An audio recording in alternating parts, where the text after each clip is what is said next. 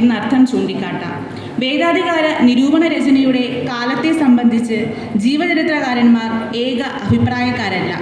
ഈ കൃതി പൂർത്തിയാക്കിയത് അദ്ദേഹത്തിൻ്റെ 43-ാം വയസ്സിലാണെന്നാണ് ആർ രാമൻ നായർ അഭിപ്രായപ്പെടുന്നതെങ്കിൽ സ്വാമികൾക്ക് 40 വയസ്സുള്ളപ്പോഴാണ് വേദാധികാര നിരൂപണം രചിച്ചതെന്നാണ് കുമ്പളത്ത് ശാന്തകുമാരി അമ്മ അഭിപ്രായപ്പെടുന്നത്. പ്രസിദ്ധീകരിക്കുന്നതിനും വളരെ മുൻപ് തന്നെ വേദാധികാര നിരൂപണത്തിലെ ആശയങ്ങൾ സ്വാമി പ്രചരിപ്പിച്ചിരുന്നതായി ഡോക്ടർ MG ശശിഭൂഷൺ വേദാധികാര നിരൂപണത്തിൻ്റെ ആമുഖത്തിലും അഭിപ്രായപ്പെടുന്നുണ്ട്. ഈ അഭിപ്രായങ്ങളിൽ നിന്നും വേദാധികാര നിരൂപണ രചന 19-ാം നൂറ്റാണ്ടിൻ്റെ അവസാന ദശകത്തിലാണ് രചിച്ചതെന്ന നിഗമനത്തിലാണ് എത്തിച്ചേരാനാവുക. ഗ്രന്ഥരൂപത്തിൽ വേദാധികാര നിരൂപണം പ്രസിദ്ധീകൃതമാകുന്നത് 1921-ലാണ്. വേദസംബന്ധമായ വിവിധ വിഷയങ്ങൾ 5 അധ്യായങ്ങളിലായി ഈ കൃതിയിൽ ചർച്ച ചെയ്യുന്നു. വേദസ്വരൂപം, വേദപ്രാമാണ്യം, അധികാര നിരൂപണം, പ്രമാണാന്തര വിചാരം, യുക്തിവിചാരം എന്നിങ്ങനെയാണ് അധ്യായ ശീർഷകങ്ങൾ. വേദാധികാരം എല്ലാ മനുഷ്യർക്കുമാണ് എന്ന് സ്ഥാപിക്കുകയാണ് ഗ്രന്ഥരചന ലക്ഷ്യമെന്നിരിക്കെ നിലവിലെ 5 അധ്യായങ്ങളിൽ അത് സാക്ഷാത്കരിക്കപ്പെടുന്നുണ്ട്.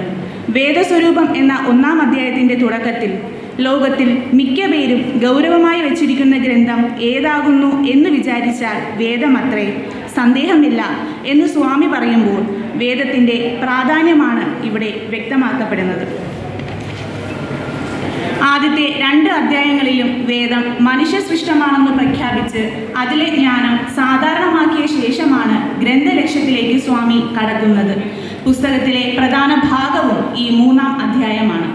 വേദാധ്യയന വിഷയത്തിൽ അനവധി നൂറ്റാണ്ടുകളായി നടന്നുവരുന്ന അധികാര തർക്കത്തെ ഈ അധ്യായത്തിലെ 1-ാം വാക്യത്തിൽ സ്വാമികൾ സംബോധന ചെയ്യുന്നു. ഇനി ഏതാനും കാലമായിട്ട് വേദാധ്യയന വിഷയത്തിൽ നടന്നുവരുന്ന പല ഭാഗക്കാരുടെയും അധികാര താരതമ്യവാദത്തെക്കുറിച്ച് നിരൂപിക്കാം എന്നാണ് അദ്ദേഹം ചർച്ചയ്ക്ക് തുടക്കമിടുന്നത്. നിലവിലെ വേദാധികാരത്തെ സംബന്ധിച്ച ധാരണ ആദ്യം തന്നെ സ്വാമി ചൂണ്ടിക്കാട്ടുന്നു. വേദം പഠിക്കാനും പഠിപ്പിക്കാനും ബ്രാഹ്മണർക്ക് മാത്രമേ അവകാശമുള്ളൂ എന്നും ക്ഷത്രിയ വൈശ്യന്മാർക്ക് പഠിക്കാൻ മാത്രം അവകാശമുണ്ടെന്നും ശൂദ്രർക്ക് രണ്ടിനും കഴിയില്ല എന്നുമാണ് പൊതുവെ വിശ്വസിച്ചിരുന്നത്. കാലങ്ങളായി തുടർന്നു പോരുന്ന ഈ തെറ്റിദ്ധാരണയെ ഖണ്ഡിച്ചുകൊണ്ട് ഗ്രന്ഥാരംഭത്തിൽ സ്വാമി ഇങ്ങനെ എഴുതുന്നു: ക്ഷത്രിയന് അധ്യാപനവും ശൂദ്രന് അധ്യയനവും ആകാം എന്നുള്ളതിലേക്ക് അനവധി ആചാരങ്ങളെ വേദങ്ങളിൽ നിന്ന് തന്നെ എടുത്തുദാഹരിക്കാനുണ്ട്.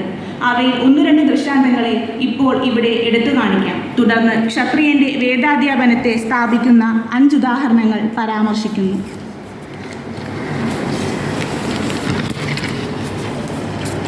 വിദ്യയാണ് ഒരുവനെ മഹാനാക്കി മാറ്റുന്നതെന്ന് സ്വാമി പ്രസ്താവിക്കുന്നു. അറിവ് നേടിയവൻ ഏത് കുലത്തിൽ ജനിച്ചാലും ബ്രാഹ്മണൻ തന്നെ.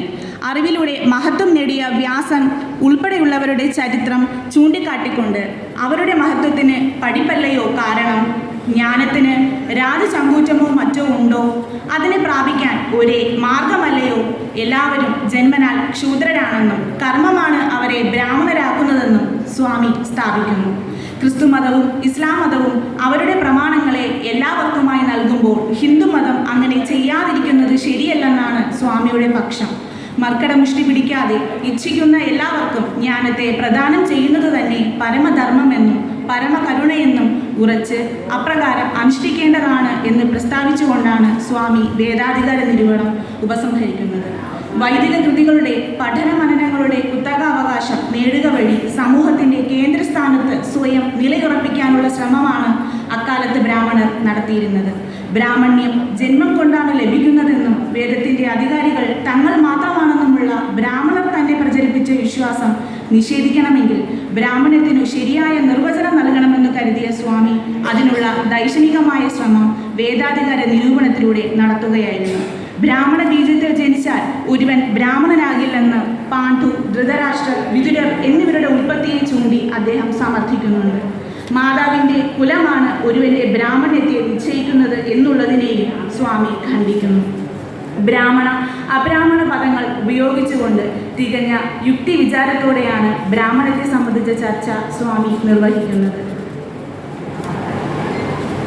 വേദജ്ഞാനം പൗരോഹിത്യ സമൂഹം എന്തുകൊണ്ടാണ് സാധാരണക്കാർക്ക് നിഷേധിക്കുന്നതെന്ന ചോദ്യത്തിന് സ്വാമി കണ്ടെത്തുന്ന ഉത്തരം ശ്രദ്ധേയമാണ്.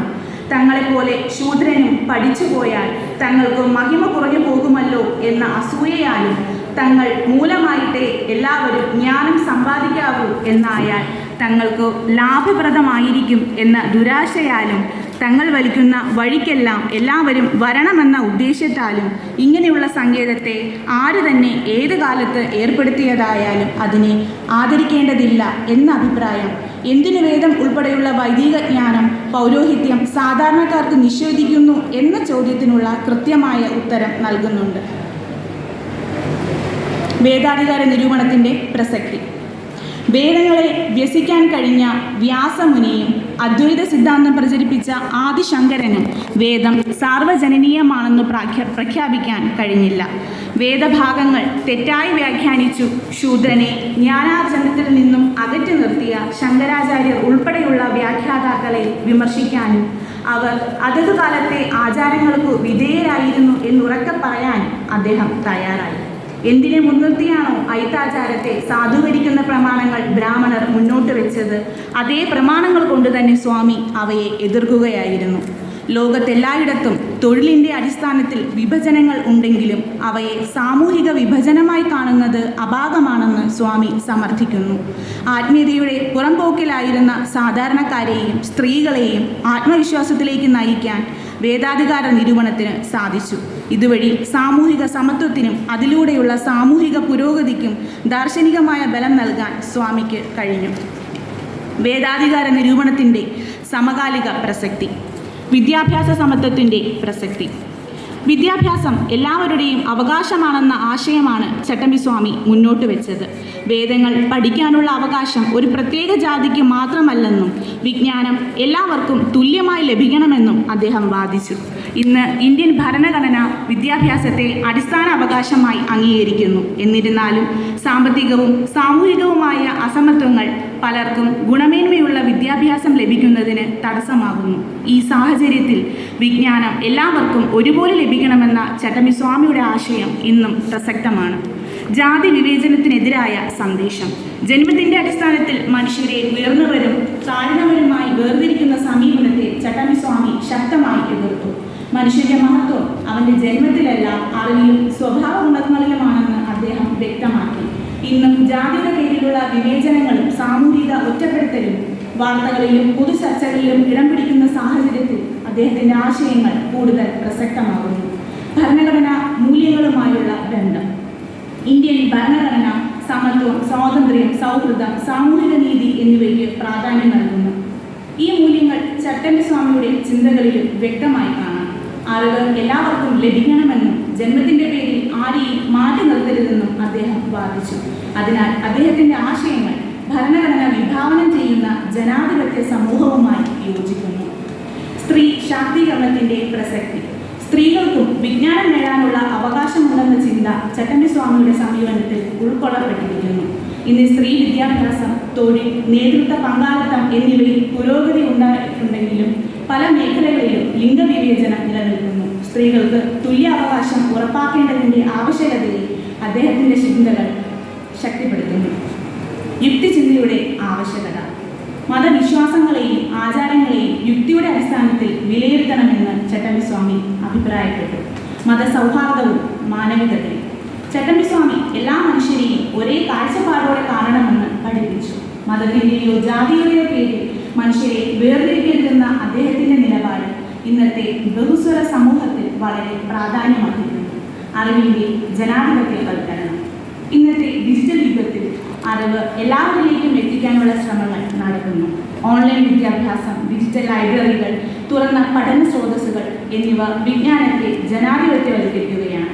വിജ്ഞാനം ഒരു വിഭാഗത്തിൻ്റെ മാത്രം സ്വത്തല്ലെന്ന ചട്ടമ്പിസ്വാമിയുടെ ആശയം ഈ മാറ്റങ്ങളുമായി ഏറെ പൊരുത്തപ്പെടുന്നു. സാമൂഹിക പരിഷ്കരണ ചിന്തയുടെ തുടർച്ച. സമൂഹം നിരന്തരം സ്വയം പരിശോധന നടത്തുകയും അനീതികളെ തിരുത്തുകയും വേണമെന്ന സന്ദേശമാണ് വേദാധികാര നിരൂപണം നൽകുന്നത്. ഇന്ന് സാമൂഹിക നീതി, മനുഷ്യാവകാശം, തുല്യ അവസരം എന്നിവയെക്കുറിച്ചുള്ള ചർച്ചകളിൽ ഈ ഗ്രന്ഥം പുതിയ അർത്ഥങ്ങൾ നൽകുന്നു. നവോത്ഥാനത്തിൻ്റെ ആത്മാവ് ഇന്നും നിലനിർത്തേണ്ടതിൻ്റെ ആവശ്യകത ഈ കൃതി ഓർമ്മപ്പെടുത്തുന്നു. നന്ദി.